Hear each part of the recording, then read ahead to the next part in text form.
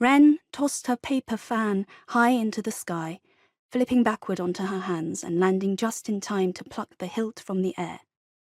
All around her, the villagers erupted into cheers, and Ren imagined the jubilant sounds spreading like a chorus of wind chimes across the valley. Folding her fan across her arm, she winked at the children, who waved hands sticky from the sweet rice cakes they'd been gobbling up all evening. The village was aglow with red and blue festival lanterns, and as her gaze swept the familiar sight, she felt a pang in her chest. Tomorrow she was leaving. She'd already informed Commander Sue of her decision. Once she set foot onto the Imperial barge, she'd no longer be Ren of the Valley, but someone whose destiny was much larger and more frightening. The thought sent a shiver through her, and she quickly pushed it to the back of her mind. Worrying was for the morning. Tonight was for celebrating the recent harvest and for honoring the spirits of those loved ones who had recently departed. With a flick of her wrist, she spread her fan, swaying it side to side for balance as she extended one leg and began to spin. As she turned, her light kindled to a flame within her.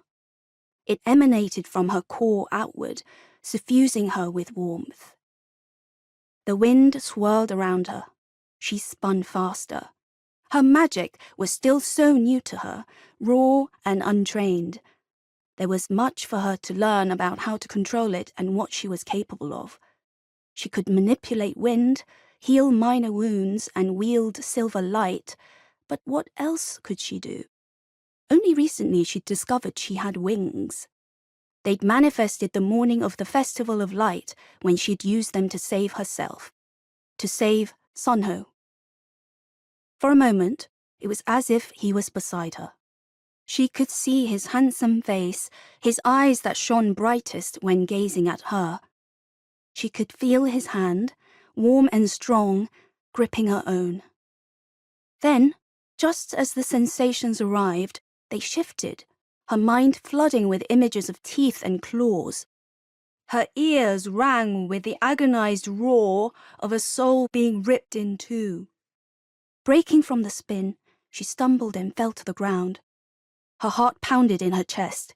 She heard the children calling out to her as if from a great distance. Their cries were confused, fearful. She needed to reassure them, to get to her feet and finish the performance. She lifted her head and met Little Uncle's gaze in the crowd. A week ago, he'd had difficulty sitting upright. Now he stood beside Hui, his curly hair pulled back from his face in a loose topknot. His brow was furrowed, but he gave her a short, swift nod. "Go on, Ren," his expression seemed to convey. "It'll be all right. You only need finish what you started."